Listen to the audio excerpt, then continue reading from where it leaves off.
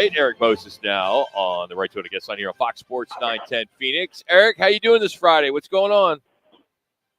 Oh, just trying to keep up with all the changes and potential changes in college football. We got super leagues out there. We got the Big Ten and the SEC talking about taking their ball and doing something with it on their own.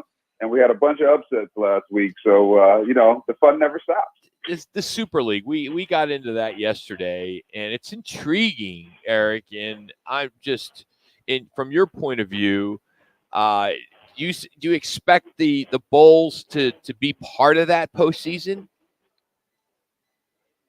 I don't know. It's too early. I think to the extent that you get rid of the conferences and the way that we've known them traditionally and come up with this, two conferences, multiple divisions, et cetera, promotion and relegation and all of that kind of stuff, it's almost like you're starting all over. Yeah. Now, again, I tend to be somebody who believes that the sweet spot for most things, especially when we're dealing with the general public and fans, is the combination of tradition and some legacy and history with some innovation and creativity. That's the sweet spot. Things have to feel familiar to people, but also make them, excited about what could happen and what's new.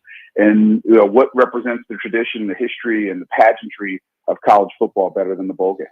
Erik, I think what I hear you say is that if it ain't broke, don't fix it. You can, have the enhancements. We get that, but the way the bowls are, the playoff system is, and whether it's enhanced, but I'm like you. If it ain't broke, don't fix it.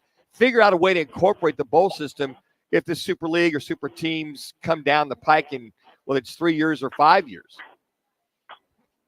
Yeah, I agree. I think, though, Minuchin, depends on who you're asking whether it's broke or not, right? Yeah, those college sports administrators and presidents and others who are facing, potentially this House settlement and other financial and revenue needs are thinking about, how do we raise more money? How do we bring more money into the system?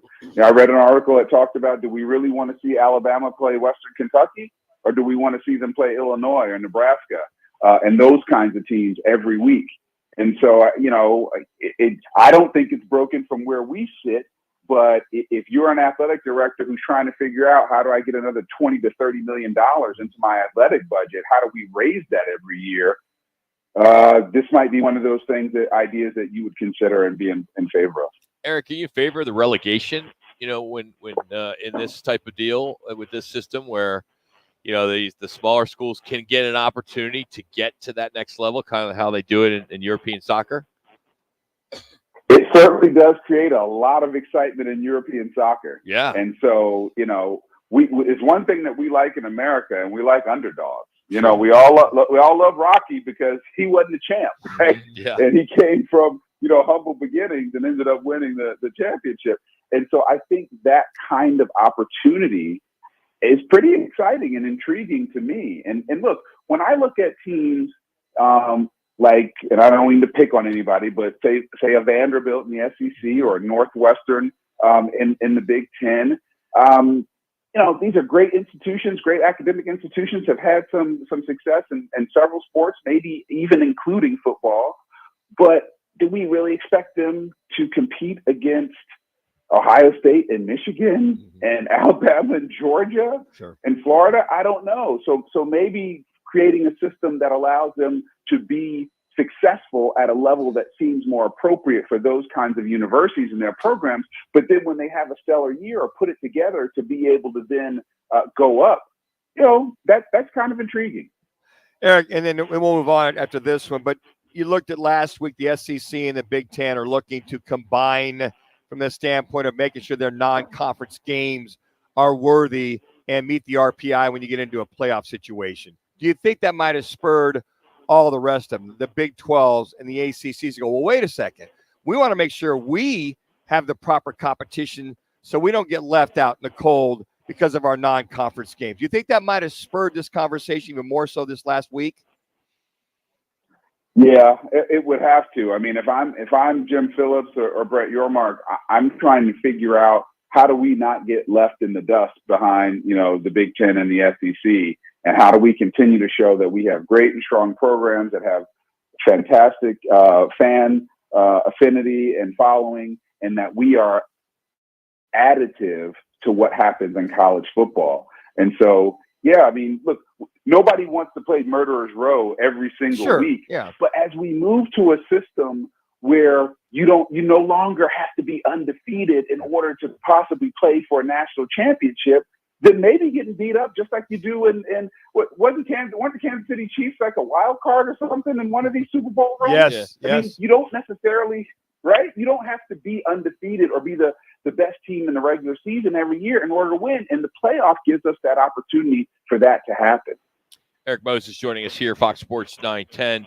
As we turn our attention to Week 6, got a good one tonight with UNLV hosting Syracuse. That's going to be a good one. Of course, UNLV has been in one of our bowls, the Guaranteed Rate Bowl, in the past. But as you look at this week, okay, on paper it's so. It's hard not to look ahead to next week, isn't it, Erik? With Oregon, Ohio State, Oklahoma, Texas. I mean, the schedule's huge next week.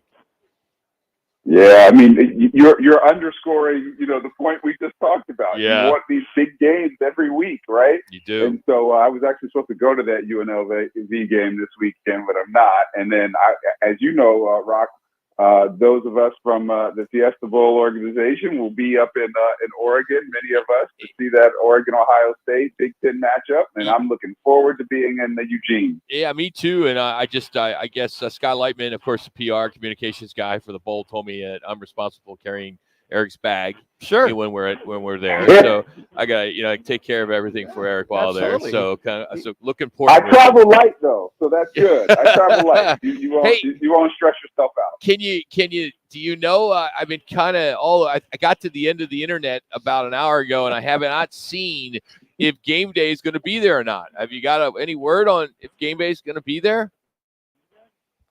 I have not gotten any word, but it certainly would seem appropriate that they would be there or Big Noon, right? With Fox. So I would imagine, especially if both teams win this week, I would imagine that they're going to make a really big deal of that.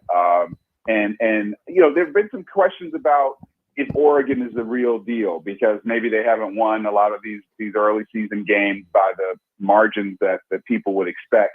If they come in this week and do that and then are ready for next week, I would imagine everybody who's got a television camera and television network is going to be there. Oh, I would think so. Erik, makes sense. And with that game, and then you look at Texas, Oklahoma, it's that time of year, right, where you're starting to get a little bit of a glimpse of who we may see or who we probably will see, depending where they're seated in the playoff format. You got and at that point in time, I think for a lot of teams, whether Ohio State wins or Oregon wins or loses, whatever, you kind of make those adjustments to kind of make your end run, get ready for those playoffs.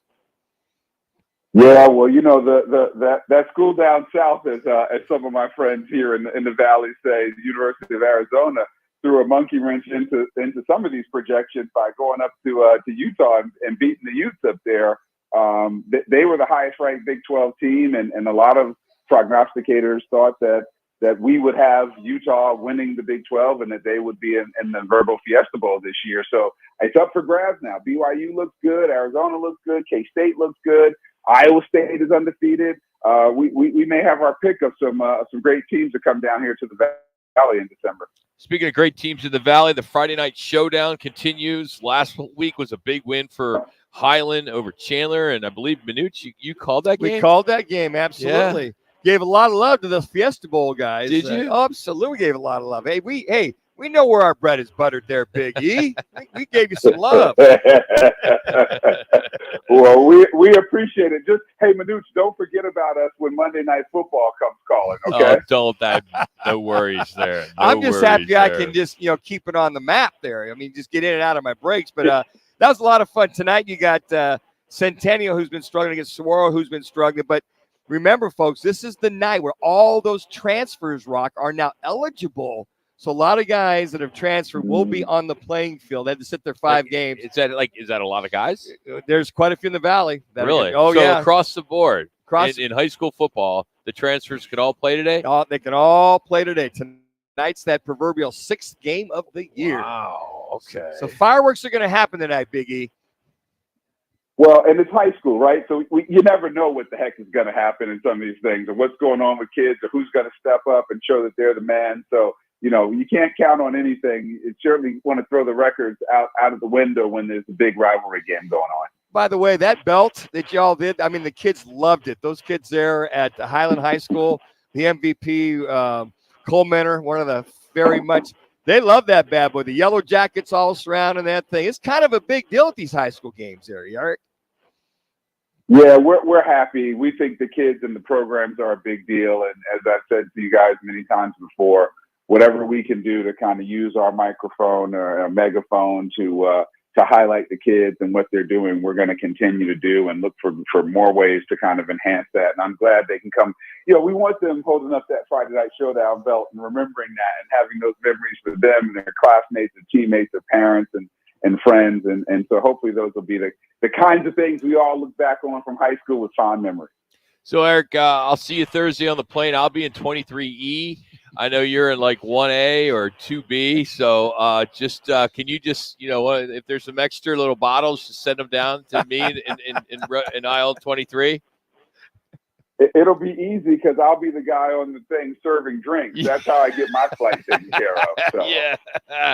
Erik, it'll be a good time as always. And real quick, Mitch, we had Greg Byrne, the AD at Auburn at our meeting. Oh, Auburn. 2 minutes. Geez, Alabama. That's a big mix. You trying to get me fired? Yeah. What's going on here?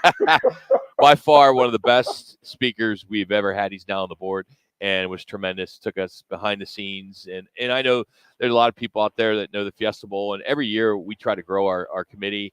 And these are the kind of things that I think bring people together and, to be able to hear somebody like that. So I know, Erik, we got a whole year, but we're always looking for volunteers, always trying to grow the committee. And it's meetings like that make you want to come back. That's for sure. Look, can I give a plug? I mean, we've been fortunate to have somebody like you on this committee and really helping to lead it for so long. We're looking for the best and the brightest of people who are accomplished in their own right, but are looking to give back to this community. And we think the Yellow Jacket Committee is one of the very best ways that you can do that. And so if you love this community, if you love being around great people, if you love talking football and being able to kind of peer behind the curtain, like we were able to do with Greg Byrne, you should check us out and figure out whether or not becoming a Yellow Jacket is in your future. Love it. Erik, we'll see you next week. Thanks for your time.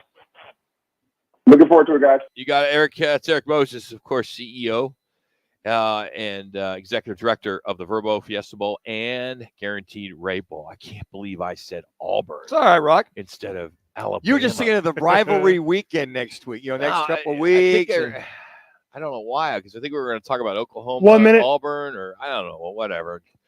I know we're going to talk Bo Nix with Jake Plummer. So maybe that was in my head a little bit because Jake's going to be with us at 3:00 here at Wright Toyota. So we're looking forward to him joining us. But always appreciate Erik. Joins us every Friday at 2:00. So we appreciate his time here on Rock and Manuch with Jimmy B. Want to remind you, the Twin Peaks fantastic tailgating sweepstakes is going on right now. Thanks to Blue Moon and Coors Light, along with Twin Peaks. We're doing it all season long.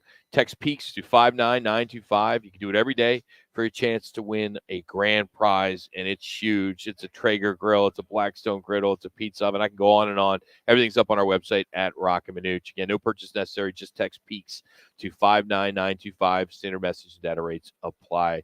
And make this football season an unforgettable one at Twin Peaks. Well, coming up next, it's our Learner Row Pick'em contest as Kevin Rowe will join us, but we need a contestant to challenge him for our Learner Row swag bag. And Kevin won last week. Yes, he did.